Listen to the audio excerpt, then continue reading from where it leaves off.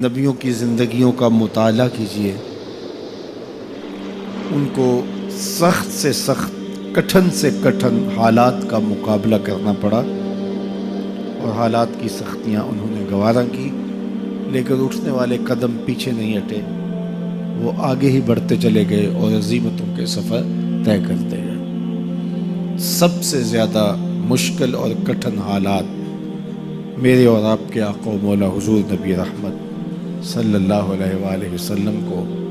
ملے اور حالات کا جبر حضور کو سہنا پڑا، تلخیاں گوارا کرنی پڑی۔ پیدا ہوئے تو باپ کا سایہ سر پہ نہیں تھا، 6 سال کی عمر تھی کہ ماں انتقال کر گئی۔ حضور نے اعلان نبوت کیا تو اپنے ہی مخالف ہو گئے۔ سب سے پہلا شخص جو کھڑا ہوا اور جس نے بدتمیزی کی وہ رشتے میں سکا چچا لگتا تھا۔ اس کی بیوی سارا دن جا کے جنگل میں کانٹے جمع کرتی تھی، جمیل، اور جن راہوں سے حضور نے گزرنا ہوتا ان راہوں میں بکھیر دیتی کہ پاؤں زخمی ہوں گے اور منزل پہ پہنچ نہیں سکیں گے، لیکن میرے حضور گھر سے نکلتے ہیں، ان کانٹوں سے بچ کے گزرتے ہیں اور ان گڑوں سے بچ کے گزرتے ہیں اور پھر بھی ان تک پہنچ جاتے ہیں۔ کھود لیے گڑے، بچھا لیے کانٹے، آ گیا ہوں تمہارے پاس، پیغام ہے۔ عقبہ بن ابی معیط حضور کے گلے میں کپڑا ڈال کے تو دیتا ہے، حضور کے گھر کے سامنے کوڑا پھینک جاتے ہیں، اجنیاں حضور علیہ الصلوۃ والسلام کے بدن میں حالت سجدہ میں ڈال دی جاتی ہیں۔ اور یہ وہی ایام ہیں کہ حضور کا شفیق چچا کفار کی ریشہ دوانیاں بڑھتی ہیں تو بولتے ہیں کل ما عجبتا، میرے بھتیجے جو تمہارے من میں آتا ہے کہو، میں جو ہوں تمہاری پشت پہ کھڑا ہوں میں۔ ان کا بھی انتقال ہو جاتا ہے، جناب ابو طالب بھی انتقال کر جاتے ہیں۔ ایک ایسی ہستی جو حضور پہ جان نچھاور کرتی ہیں اور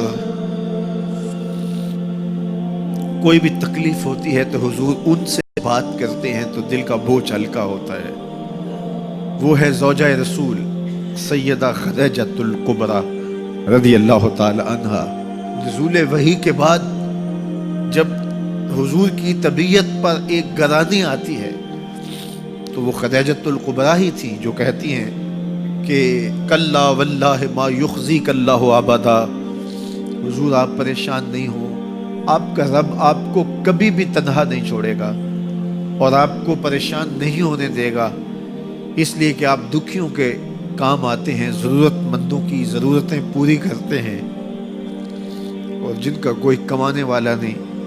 آپ اس کی مدد کے لیے کھڑے ہوتے ہیں، یتیموں کا سہارا ہیں اور بیواؤں کا آسرا ہیں، آپ کا رب آپ کو کبھی بھی پریشان نہیں ہونے دے گا۔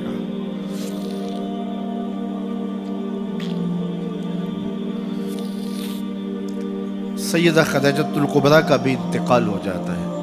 جو ہر مشکل وقت میں ڈھارس بندھاتی تھی، پشت پہ سایہ بن کے نگہبانی کا فریضہ انجام دینے والے چچا بھی انتقال کر جاتے ہیں۔ عقبہ بن ابی معیط کی بدتمیزیاں بڑھ جاتی ہیں، راہوں میں کانٹے بچھتے چلے جاتے ہیں، گڑھے کھودے چلے جاتے ہیں، ادھر حضور کے غلاموں کو پکڑ کے چوراہوں میں لٹا کر کے کوڑے مارے جاتے ہیں، چکیاں پسوائی جاتی ہیں۔ حضور گزرتے ہیں تو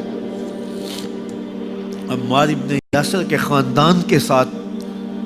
تکلیفوں کے پہاڑ ٹوٹے ہوئے ہیں۔ حضرت سمیہ رضی اللہ تعالی عنہا جو حضرت عمار ابن یاسر کی والدہ ہیں، ان کو مکے کے ایک چوک کے اندر ابو جہل نیزہ مار کے شہید کرتا ہے، حضرت یاسر شہید کر دیے گئے، بلال حبشی چکی پیستے ہیں اور بدن میں ان کے میخیں ٹھوکی جاتی ہیں۔ عجیب عالم ہے، اپنے بھی مخالف سکا چچا راستہ روک کے کھڑے ہو جاتا ہے، اوجریاں پھینکی جاتی ہیں، کانٹے بکھیرے جاتے ہیں۔ طائف گئے تو ان کا رویہ اتنا شرمناک اور اتنا دردناک تھا کہ اس کی تلخیاں بھولتی نہیں ہیں۔ اللہ کے محبوب ایک دن حرم میں آئے اور وہی ام ہانی کے گھر جو حرم کے بالکل قریب تھا رک گئے۔ فرماتے آنا بین النوم والیقظہ، میں نہ تو ابھی سویا تھا نہ ابھی جاگ رہا تھا، میری درمیانی کیفیت تھی۔ تو فرماتے ہیں کہ میں اپنی چچا زاد بہن ام ہانی کے گھر میں تھا کہ جبریل براق لے کے آ گئے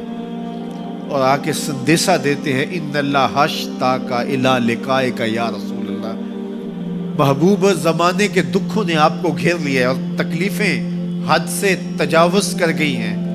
رب کہتا ذرا آؤ نا، میں رخ سے نقاب اٹھاؤں اور آپ کو جلوہ کرا کے سارے غم غلط کر دوں اور سارے دکھ دور کر دوں۔ تکلیفیں حد سے بڑھی، اذیتیں زیادہ ہوئیں، تو مالک نے کہا محبوب وہ منظر بھی دیکھے کہ طائف کے بازاروں میں لوگ پتھر لیے کھڑے تھے، اب وہ منظر بھی دیکھو، رضوان جنت کے پھول